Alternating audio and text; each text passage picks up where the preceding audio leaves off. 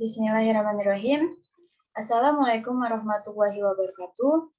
Pertama dan yang paling utama, mari kita panjatkan puji dan syukur kehadirat Allah Subhanahu wa Ta'ala yang telah memberikan nikmat dan kesempatannya bagi kita semua. Salawat serta salam semoga selalu tercurah kepada junjungan kita Nabi besar Nabi Muhammad SAW.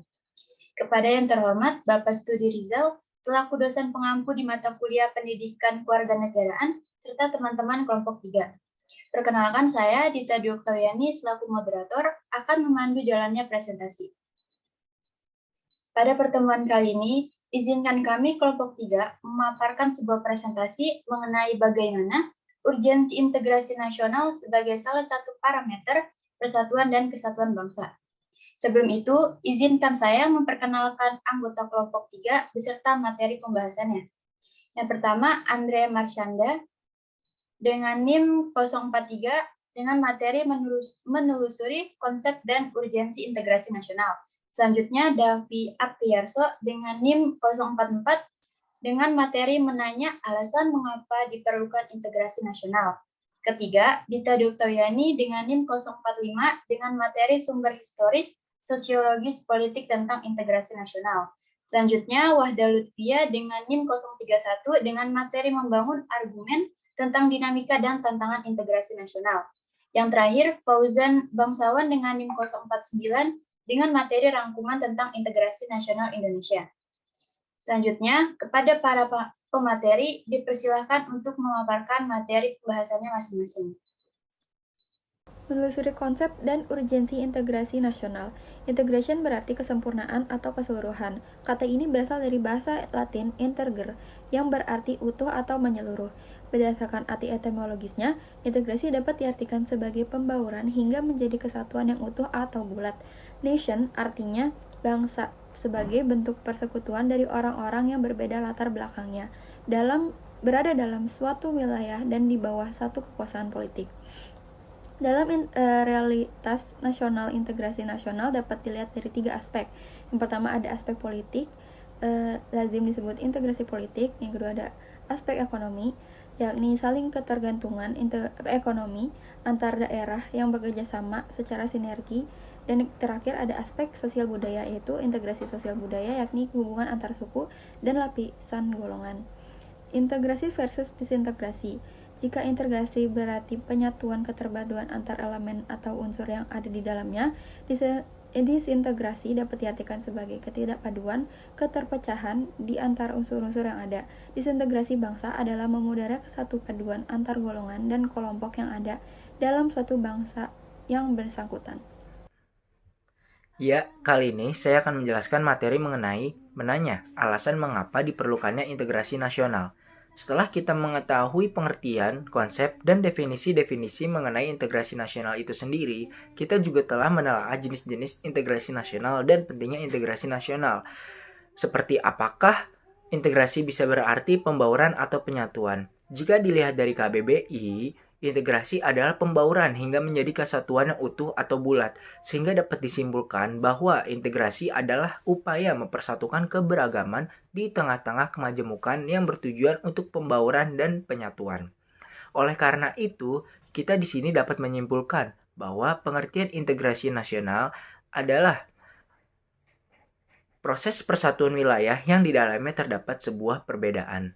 Materi selanjutnya adalah menggali sumber historis sosiologis politik tentang integrasi nasional. Menurut Suroyo, ada 3 model integrasi dalam sejarah perkembangan integrasi di Indonesia, yakni model integrasi Imperium Majapahit, model integrasi kolonial, dan model integrasi nasional Indonesia. Pertama, model integrasi Imperium Majapahit. Pertama ini bersifat kemaharajaan atau Imperium Majapahit. Struktur kemaharajaan yang begitu luas pada saat itu berstruktur konsentris atau mempunyai pusat yang sama. 2. Model integrasi kolonial. Integrasi ini melibatkan pihak pemerintah pusat dengan pemerintah daerah. Hal ini dibina dengan jaringan birokrasi kolonial yang terdiri dari abtenar atau pegawai-pegawai Belanda dan pribumi yang tidak memiliki jaringan dengan masyarakat. 3. Model integrasi nasional Indonesia. Integrasi model ini dimaksudkan untuk membentuk kebangsaan atau nasionalisme yang baru atau kesadaran kebangsaan yang baru. Sumber sosiologis dari integrasi nasional. Sunyoto Usman pada tahun 1998 menyatakan bahwa suatu kelompok masyarakat dapat terintegrasi. Pertama, jika masyarakat memiliki nilai bersama yang disepakati, maka mereka dapat bersatu. Namun, jika sudah tidak lagi memiliki nilai bersama, maka mudah untuk berseteru. 2. Jika masyarakat yang berbeda-beda latar belakangnya menjadi anggota organisasi yang sama, maka mereka dapat bersatu dan menciptakan loyalitas pada organisasi tersebut, bukan lagi pada latar belakangnya. 3. Apabila masyarakat saling memiliki ketergantungan, saling membutuhkan, saling kerjasama dalam bidang ekonomi, maka mereka akan bersatu. Sumber politik dari integrasi nasional. Secara politis, hasrat untuk bersatu sebagai satu kesatuan bangsa terrealisasi melalui konsensus nasional, yaitu Sumpah Pemuda pada tanggal 28 Oktober 1928. Kemauan untuk bersatu disadari benar oleh para perintis kemerdekaan, sehingga bentuk Negara Kesatuan Republik Indonesia merupakan pilihan nyata mereka sebagai satu perwujudan integrasi nasional. Membangun argumen tentang dinamika dan tantangan integrasi nasional. Yang pertama, dinamika integrasi nasional di Indonesia. Sejak kemerdekaan Indonesia, banyak upaya untuk membangun integrasi agar terus-menerus dilakukan.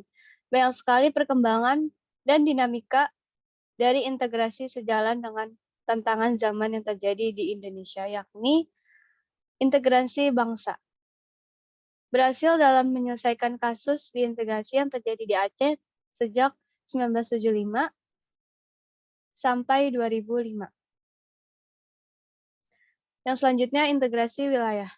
Pada tanggal 13 Desember 1957, melalui deklarasi Juanda diumumkan wilayah Indonesia merupakan satu kesatuan wilayah dan laut tidak lagi merupakan pemisah pulau, tetapi menjadi penghubung antar pulau-pulau di Indonesia.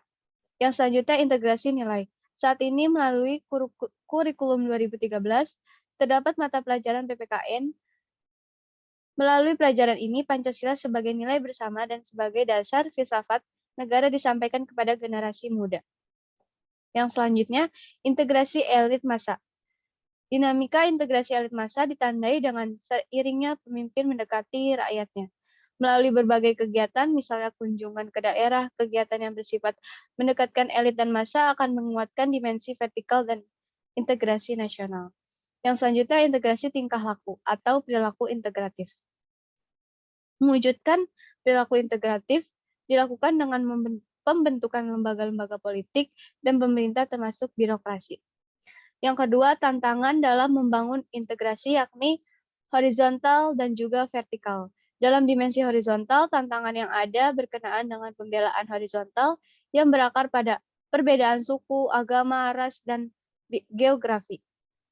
Sedangkan dimensi vertikal, tantangan yang ada adalah berupa celah perbedaan antara elit dan massa, di mana latar belakang pendidikan kekuasaan menyebabkan kaum elit berbeda dari massa yang cenderung berpandangan tradisional. Di sisi lain, tantangan integrasi juga dapat dikaitkan dengan aspek-aspek lain dalam integrasi, yakni aspek politik, ekonomi, dan sosial budaya.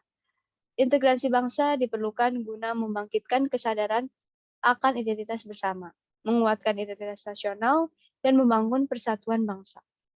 Integrasi masyarakat yang sepenuhnya memang sesuatu yang tidak mungkin diwujudkan, karena setiap masyarakat di samping membawa potensi integrasi juga menyimpan potensi konflik atau pertentangan. Persamaan kepentingan, kebutuhan untuk kerjasama, serta konsensus tentang nilai-nilai tertentu dalam masyarakat merupakan potensi yang mengintegrasikan. Sebaliknya, perbedaan-perbedaan yang ada dalam masyarakat seperti perbedaan suku, agama, budaya, dan perbedaan kepentingan menyimpan potensi konflik. Integrasi masyarakat merupakan sesuatu yang sangat dibutuhkan untuk membangun kejayaan bangsa dan negara, sehingga perlu senantiasa diupayakan. Kegagalan dalam mewujudkan integrasi masyarakat berarti kegagalan untuk membangun kejayaan nasional, bahkan dapat mengancam kelangsungan hidup bangsa dan negara yang bersangkutan. Selanjutnya adalah sesi tanya-jawab. Para anggota akan membacakan satu persatu pertanyaan yang telah diberikan teman-teman dari kelas 2A, beserta dengan jawabannya. Kepada rekan-rekan sekalian, waktu dan tempat dipersilahkan.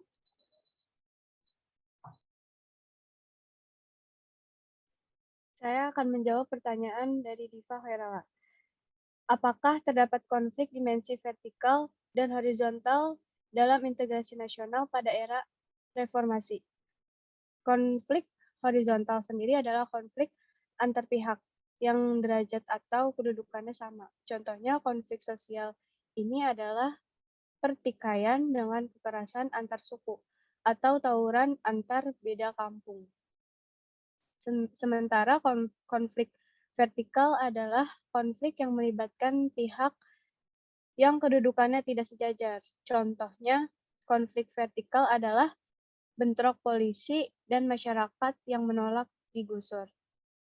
Tantangan dari dimensi vertikal dan horizontal dalam integrasi nasional Indonesia tersebut semakin tampak setelah memasuki era reformasi tahun 1998.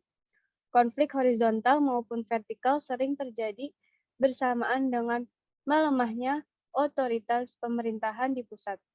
Kebebasan yang digulirkan pada era reformasi sebagai bagian dari proses demokratisasi telah banyak disalahgunakan oleh kelompok-kelompok dalam masyarakat untuk bertindak seenaknya sendiri. Tindakan ini kemudian memunculkan adanya gesekan-gesekan antara kelompok dalam masyarakat dan memicu terjadinya konflik atau kerusuhan antar kelompok. Bersamaan itu, demonstrasi menentang kebijakan pemerintah juga banyak terjadi, bahkan sering kali demonstrasi itu diikuti oleh tindakan-tindakan anarkis. Selanjutnya akan saya kembalikan kepada moderator.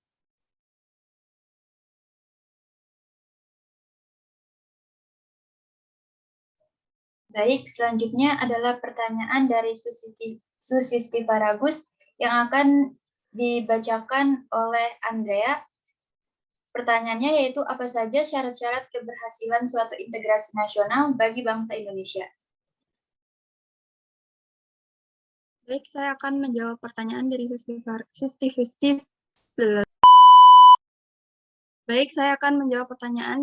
Susti Faragus. Apa saja syarat-syarat keberhasilan suatu integrasi nasional bagi bangsa Indonesia?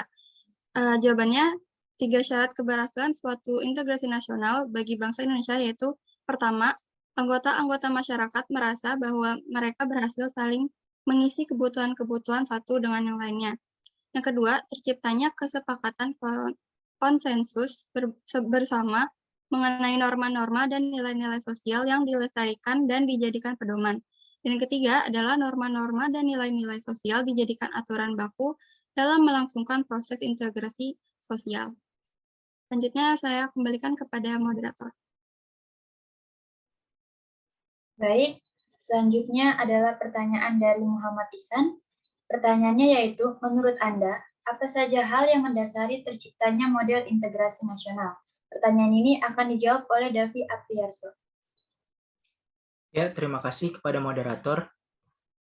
Jawaban dari pertanyaan Saudara Muhammad Ihsan adalah, menurut kami, model integrasi nasional ini diawali dengan tumbuhnya kesadaran berbangsa, khususnya pada diri orang-orang Indonesia yang mengalami proses pendidikan sebagai dampak dari politik etis pemerintah kolonial Belanda. Mereka mendirikan organisasi-organisasi penggerakan baik yang bersifat keagamaan, kepemudaan, kedaerahan, politik, ekonomi perdagangan, dan kelompok perempuan. Para kaum terpelajar inilah yang mulai menyadari bahwa bangsa mereka adalah bangsa jajahan yang harus berjuang meraih kemerdekaan jika ingin menjadi bangsa merdeka dan sederajat dengan bangsa-bangsa yang lain. Mereka berasal dari berbagai daerah dan suku bangsa yang merasa sebagai satu nasib dan penderitaan, sehingga bersatu menggalang kekuatan bersama. Misalnya, Soekarno berasal dari Jawa, Muhammad Hatta berasal dari Sumatera, A.A. Maramis dari Sulawesi, Tengku Muhammad Hasan dari Aceh. Sekian jawaban dari saya kembalikan ke moderator. Baik, selanjutnya adalah pertanyaan dari Raisa Nariswari. Pertanyaannya yaitu, dalam hal integrasi bangsa, sebenarnya hal-hal apakah yang diintegrasikan itu? Pertanyaan ini dijawab oleh Fauzan Bangsawan. Baik, terima kasih kepada moderator. Jadi, integrasi nasional meliputi integrasi politik. Dalam tataran integrasi politik terdapat dimensi vertikal dan horizontal.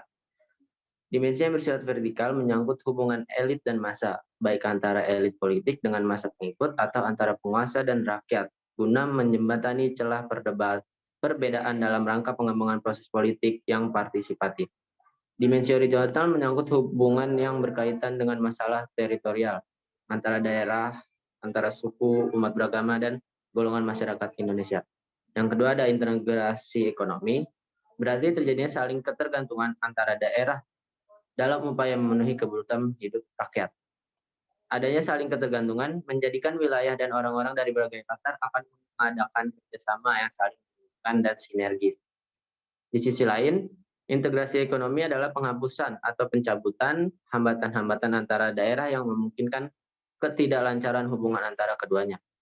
Misal peraturan, norma, dan prosedur, dan pembuatan aturan bersama yang mampu menciptakan keterpaduan di bidang ekonomi. Yang ketiga ada integrasi sosial budaya.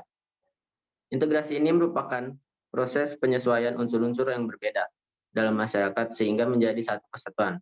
Unsur-unsur yang berbeda tersebut dapat meliputi ras, etnis, agama, bahasa, kebiasaan, sistem nilai, dan lain sebagainya. Integrasi sosial budaya juga berarti ketersediaan satunya bagi kelompok-kelompok sosial budaya di masyarakat, misal suku, agama, dan ras. Sekian jawaban dari saya kembalikan kepada moderator. Baik, selanjutnya saya akan membacakan kesimpulan.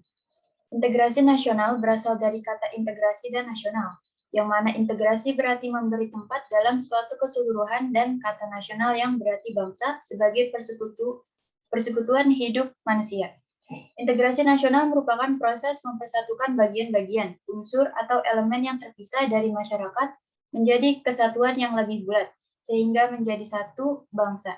Adapun jenis-jenis integrasi mencakup 1. Integrasi bangsa, 2. Integrasi wilayah, 3. Integrasi nilai, 4. Integrasi elit massa, dan 5. Integrasi tingkah laku atau perilaku integratif. Integrasi juga berkebalikan dengan disintegrasi. Jika integrasi menyeratkan adanya keterpaduan, kesatuan, dan kesepakatan atau konsensus, disintegrasi menyeratkan adanya keterpecahan, pertentangan, dan konflik.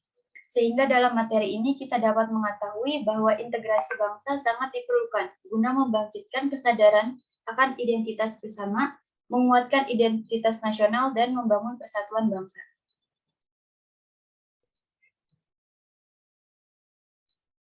Baiklah, sekian dari presentasi kelompok 3.